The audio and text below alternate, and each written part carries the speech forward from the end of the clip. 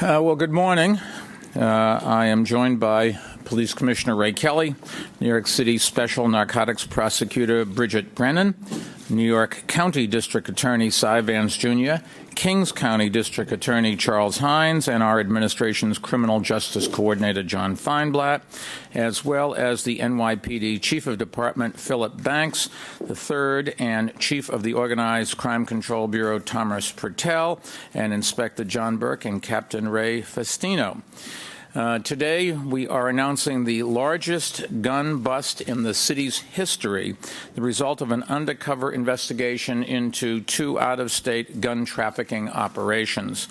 The guns you see here laid out on these tables are just some of the more than 250 weapons seized by the NYPD, including high-capacity assault weapons, a fully automatic machine gun, and guns that are commonly used in violent crimes in our city. There were 19 arrests made as part of this investigation, which broke up a major gun-running operation that trafficked guns here from North Carolina and South Carolina.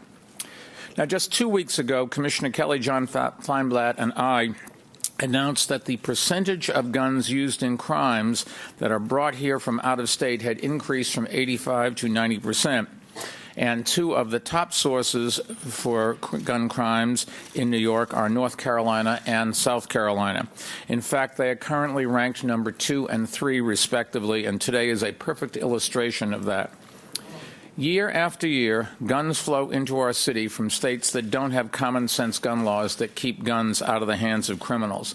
North and South Carolina, for instance, still have weak laws that allow criminals and traffickers to easily buy guns. In New York, I'm happy to say we passed some of the most comprehensive gun laws in the country, and no state has tougher punishments for people who break those laws. But what remains clear is that weak gun laws at the federal and state level have a direct, dangerous, and growing impact on the safety of people in our city. Faced with inaction from leaders in Congress and in some state legislatures to address this issue, our administration has pursued a concerted and coordinated effort to crack down on illegal firearms. Efforts that combine tough legislation, innovative litigation, and smart, proactive policing that makes it much more likely that if you break our city's gun laws, you'll be caught. And that includes Stop, Question, Frisk, which has taken some 8,000 guns off the streets over the past decade, and some 80,000 other weapons. As Police Commissioner Kelly will discuss in a few minutes, wiretap conversations from this investigation show that one of the gun traffickers' biggest concerns was Stop, Question, Frisk. And guns continue to flow onto our streets from other states. We have to take every constitutionally protected step at our disposal to keep them out, and to keep them from being used to kill innocent people who tragically, all too often, are members of Black and Hispanic communities.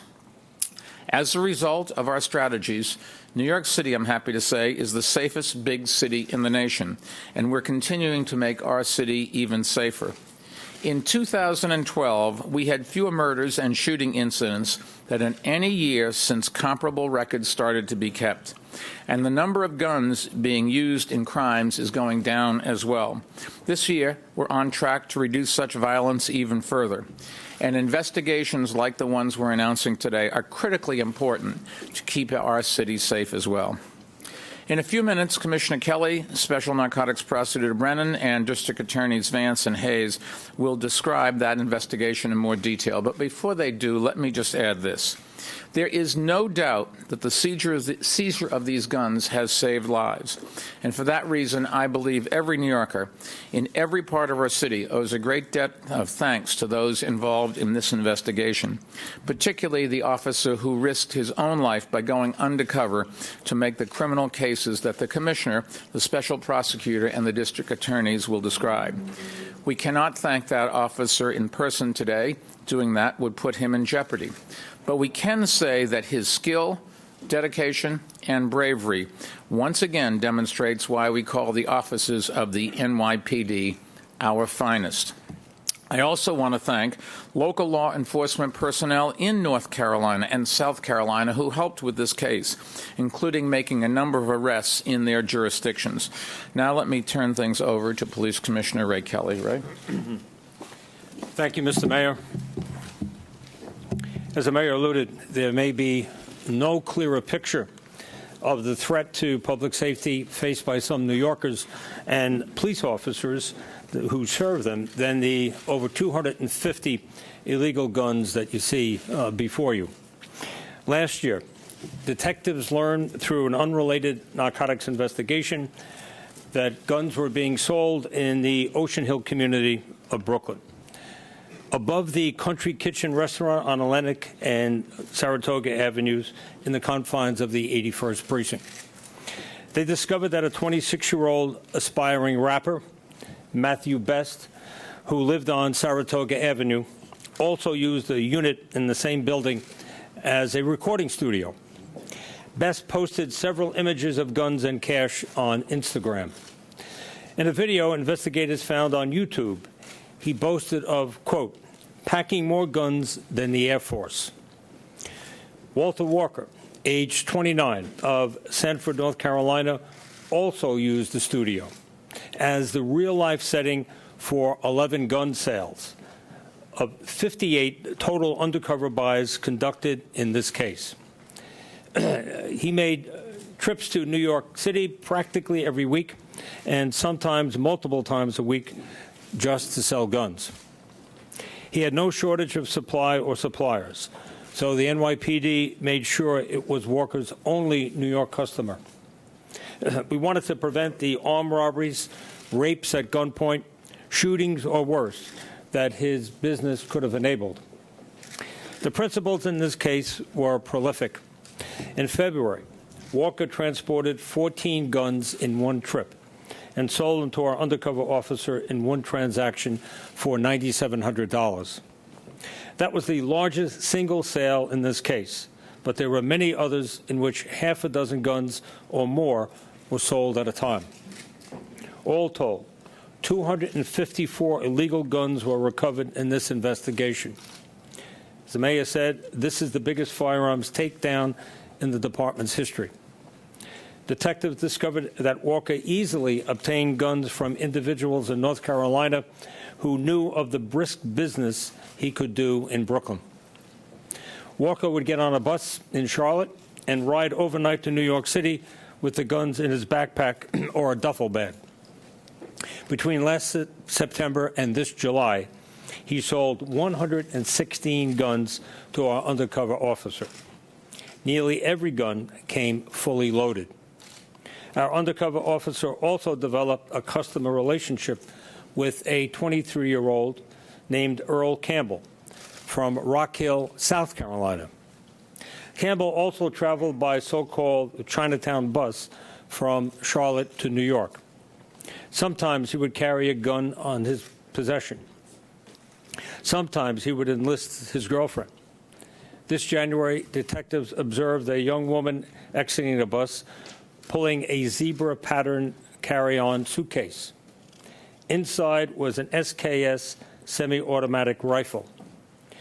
With her was Earl Campbell, who soon after produced and sold the gun to our undercover officer for $1,100.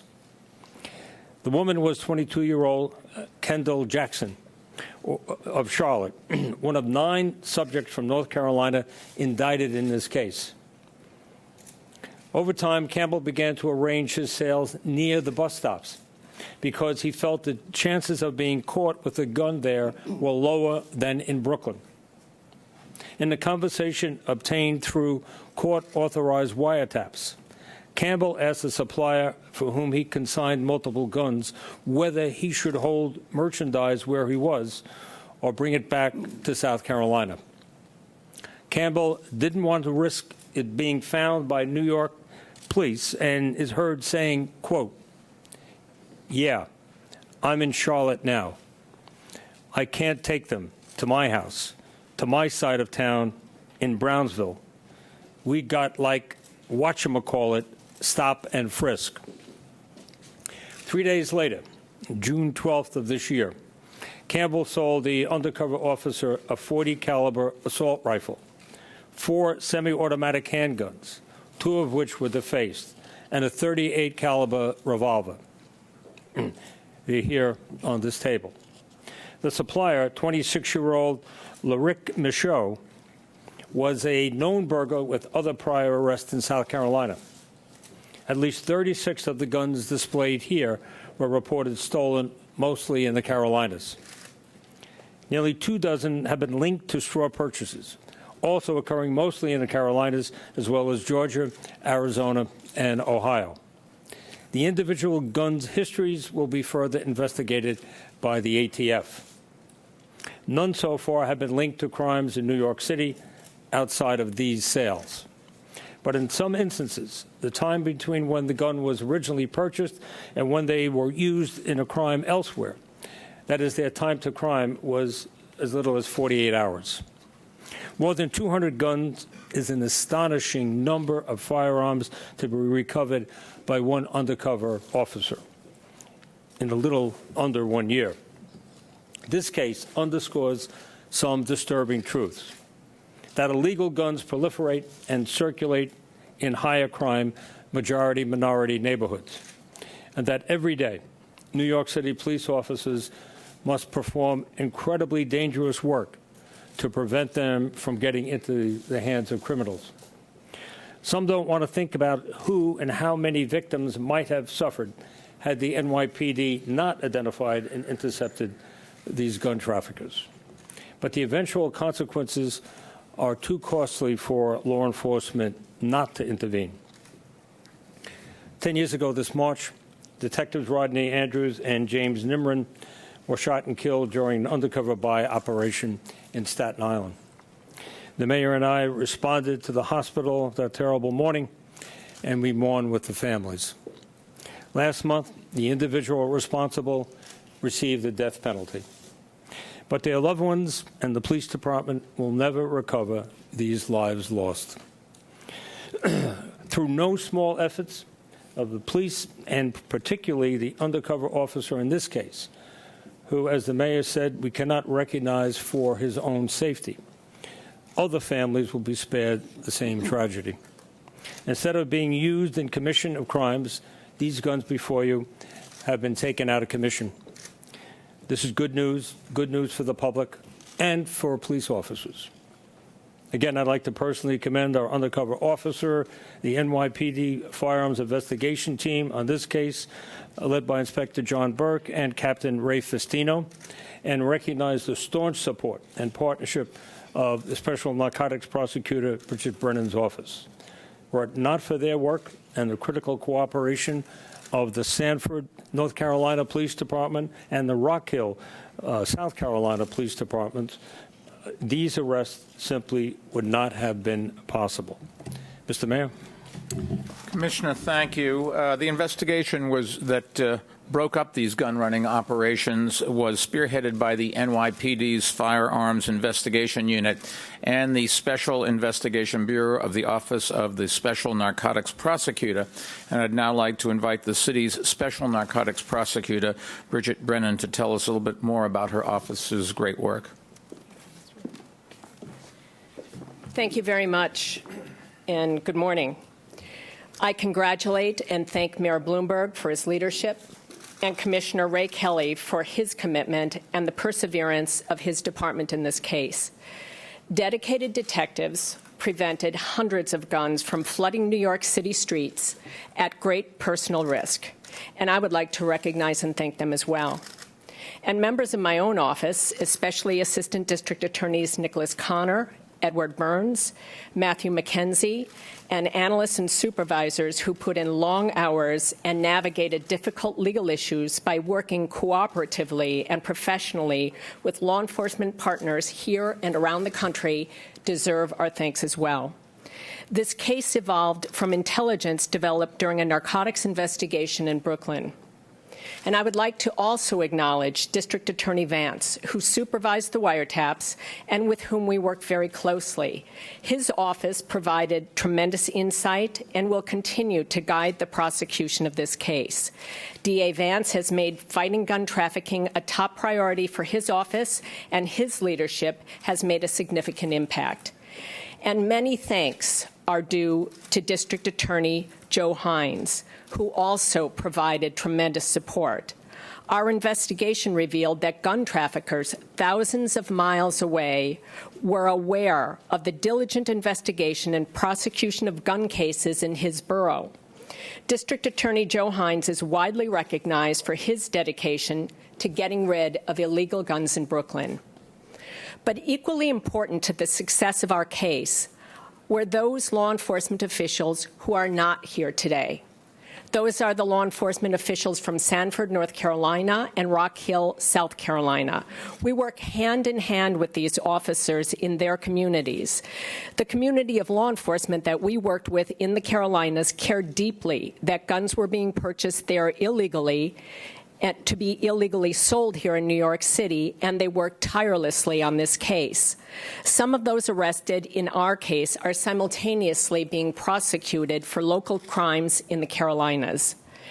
Perhaps the two most disturbing aspects of the gun trafficking operation were the simplicity of the business model and the complete indifference of the gun suppliers to the mayhem that their actions would cause here in New York City. The marketing strategy for both of the primary gun dealers here was the same: buy low, sell high, and keep a low profile. For Walter Walker, that meant soliciting guns from acquaintances in Sanford, North Carolina, and transporting them via low-cost bus to Chinatown, or driving them up with an acquaintance.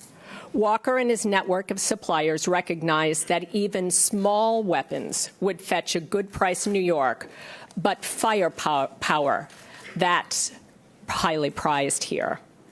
We used wiretaps in this investigation to assist us in identifying those who supplied Walker. The wiretaps also provided critical evidence that those who were selling the guns to Walker knew that they were intended for distribution in New York, and they knew that the guns were illegal in New York.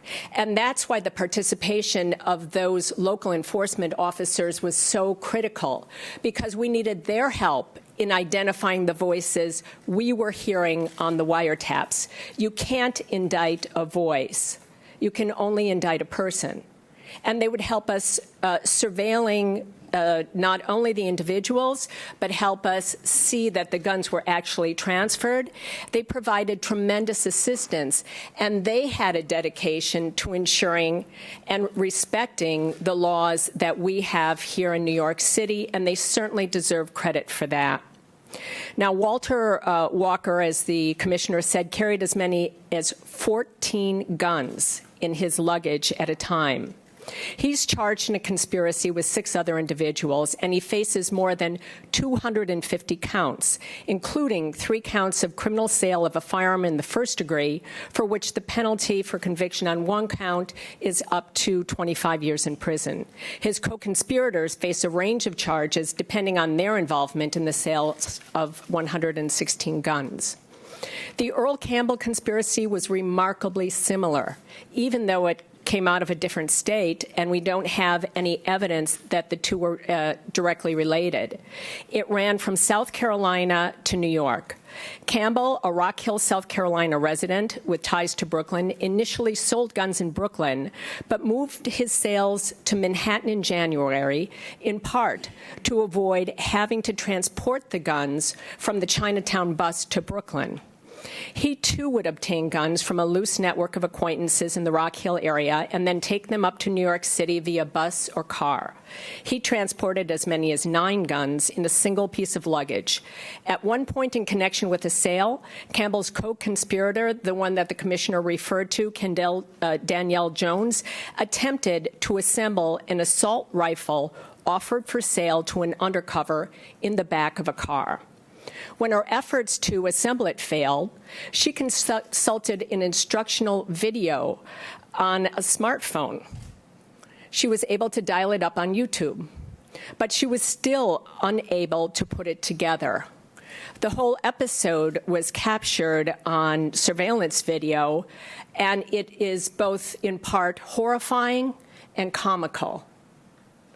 The entire episode, though, I think defined the attitude of those who were supplying the guns. It was depersonalized. They had no concept of the violence or mayhem that they were causing. It was all about money. It was all about the fact that they could buy guns in a state where restrictions were loose and resell them on the black market in a state at a very high price and at a premium because we have such tough gun restrictions here in New York State. Wiretaps were used to collect evidence in the Campbell case and revealed that the gun sellers were just callously indifferent to the harm their weaponry would cause. At one point, a seller urged Campbell to buy ammunition as well as a gun from her, saying that a gun without ammo is no good. She said, "You may as well just be carrying a stick." In another communication, one of the sellers referred to bullets as cop killers. The investigation demonstrated that South Carolina gun sellers recognized the guns were more than a mere commodity, that they were tools of violence and destruction in New York City. Campbell faces a total of more than 200 counts, including one count of criminal sale of a firearm in the first degree, and on that charge alone, he faces up to 25 years in prison. Campbell and 8 others are charged with conspiring to sell guns together. In all, in that conspiracy, 90 guns were sold, including 2 assault weapons. I urge you to take a look at the dozens and dozens of guns purchased during the course of this investigation. I'm sure we could have purchased twice as many if we had chosen to continue. We purchased the guns as we tried to determine if there were distribution centers where Earl Campbell and Walter Walker were obtaining their guns. Instead, we found an army of ants. And that is the problem with the current patchwork of state laws regulating gun possession and sales. It creates financial incentives for those craven enough to peddle guns where law-abiding citizens don't want them, and emboldens those who believe that if they don't directly hand off the gun in New York City and put the payment in their own pockets, they'll never be prosecuted under our state's tough gun laws. But read the indictment. Gun dealer Earl Campbell told one of his gun suppliers that the reason Campbell was entitled to a greater share of the profit was that he alone was assuming all the risk of prosecution. A dozen defendants coming back from the Carolinas to face gun trafficking charges have discovered they cannot hide behind another state's gun laws when they know the firearms they supply are destined to be distributed here. This indictment and the joint law enforcement effort behind it powerfully demonstrate that we will track down all those involved in illegal gun trafficking and hold them all accountable. Thank you very much. Thank you, and I'd now like to invite District Attorney Vance, Jr. to describe his office's involvement in this investigation and the steps they'll take going forward. Si? Thank you, Mr. Mayor, Commissioner Kelly, and other representatives of law enforcement. Everyone in this city, every New Yorker, has a right to walk on our streets, to go to work, to come home or go to school without fear of being shot and killed. This investigation is another strong measure by law enforcement working cooperatively and across states to protect that essential right. In Manhattan, so far this year, there have been 77 victims of gun violence. That is a number that we can be pleased because it is 41% less than it was last year. But 77 is still far, far too many. For my office, the Manhattan DA's office, and for our partners in law enforcement, any crime prevention effort must include aggressive, proactive efforts to take illegal guns off our streets. As Brennan said, our state legislators and the governor have crafted tough gun laws, and those of us in law enforcement are using all these tools in an effort to help keep us safe. Despite these efforts, families and communities in our county and elsewhere continue to grieve the loss of loved ones because of senseless gun violence. In just the last few months, my office secured convictions against individuals in the fatal shootings of two young people, an 18-year-old high school basketball star and a 21-year-old on his way to graduate school. It's not a mystery how the guns get into the hands of people who cause this senseless violence. All too frequently, as this indictment illustrates, and Prosecutor Brennan has described, is from gun traffickers who bring in guns from other states. They have turned some of our communities into underground markets for illegal firearms. Today's case and the guns in front of you are a stark representation of our need for consistent national laws on gun safety and evidence that law enforcement must continue to be aggressive and proactive to protect our rights and protect our communities. Those standing here today, under the strong leadership of Mayor Bloomberg and Commissioner Kelly, will continue to do everything we can to remove illegal guns from the streets. Thank you, Mr. Mayor. Thank you. Although the leaders of these two gun trafficking operations acted independently, they shared a common broker who was based in Brooklyn, and so I'd like to invite Kings County District Attorney Charles Hynes to describe his office's involvement in this investigation. John? Thank you, Mr. Mayor, and I want to commend you for your national leadership, which has stood out among any public official I'm aware of, condemning the weak laws in the South that permit these guns to find their ways into this city. We congratulate Special Narcotics Prosecutor Bridget Brennan for a tremendous investigation. Certainly, Police Commissioner Ray Kelly and the heroic people who work out of the Firearm Investigative Unit of the NYPD. And I want to congratulate my colleague Cyrus Vance for the work he did in connection with this investigation. Mark Fleedner, who is in the audience and is the chief of my major narcotics investigations bureau, works very, very closely with Special Narcotics Prosecutor Bridget Brennan, and we enjoy a great partnership. The gun problem in New York City is very, very disturbing. We began a gun buyback program in churches in 2008 in Brooklyn. And just this early part of this month, in two different churches, we were able to recover 133 guns. And the way that happens is that Police Commissioner Kelly and I split the cost of a $200 bank card that is given to someone turning in a gun. My four colleagues have joined in this gun buyback program, and we have taken off the streets of New York City more than 11,000 guns. And so what is announced today is another example of the best of law enforcement.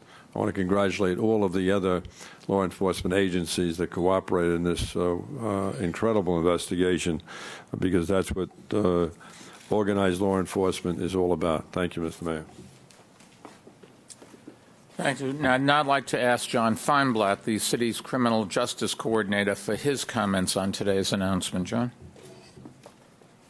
Thank you. As Mayor Bloomberg said, it was just about 2 weeks ago that we announced that 90% of the crime guns in New York City were from out of state, with North Carolina and South Carolina among the worst offenders. Those were harsh statistics, but what you see on these two tables today is real life. And had the NYPD and the district attorneys and the Special Narcotics Prosecutor not stopped this, we would not be talking today or 2 weeks ago about percentage increases. What we would be talking about is bloodshed and lost lives. Trafficking is not inevitable. We know that common sense laws make a difference, and that states with sensible rules export far fewer gun crimes to other states than states with weak laws, like the two we are talking about today. Unfortunately, North Carolina and South Carolina, which each send more crime guns to New York City than come from New York State itself, lack many of the basic laws that would help stop the epidemic of gun trafficking. Some of these seized guns were reported as lost and stolen, reported as stolen, but neither South Carolina or North Carolina require lost or stolen guns to be reported to law enforcement. Other of these guns were linked to straw purchases, where guns are bought by a legal buyer on behalf of a criminal or other dangerous person. But South Carolina has no criminal penalties for straw purchases, and in North Carolina, there are no penalties for buying guns with false information. And in both of these states, there are weak punishments, weak sanctions for the illegal possession of loaded guns. These basic policy failures, which in fact we demonstrated a number of years ago when we sued licensed gun dealers in South Carolina for knowingly participating in straw purchases, allow thousands of illegal firearms to show up on New York City crime scenes, as well as across the nation. But you know, New Yorkers are not the only victims. Residents of North Carolina and South Carolina are also victims of these weak laws. In 2011, both states had higher murder rates than New York State, and in their largest cities, Columbia in South Carolina and Charlotte in North Carolina, both had higher murder rates than New York. And to make matters worse, in both states, city lawmakers are prohibited from enacting local gun laws to protect their own communities, their own citizens. This deadly combination of criminal networks up and down the interstates and an organized gun lobby in D.C. and in state capitals means that illegal guns in one state affect every town and every city in the country.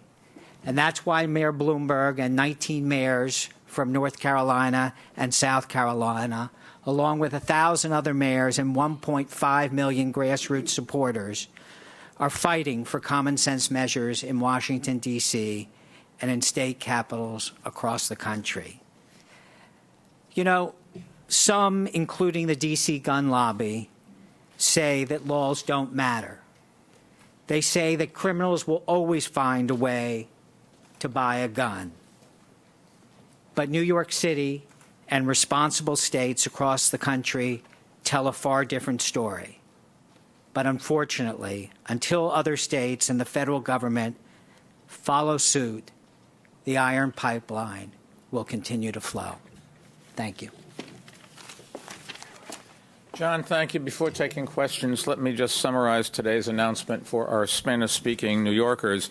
Estamos anunciando los resultados de una investigación encubierta de nuestros departamentos de policía que desmanteló dos redes de tráfico de armas. Es la captura más grande de armas ilegales que ha visto el departamento con más de 200 armas decomisadas. And with that, we'll be happy to take some questions. Mayor,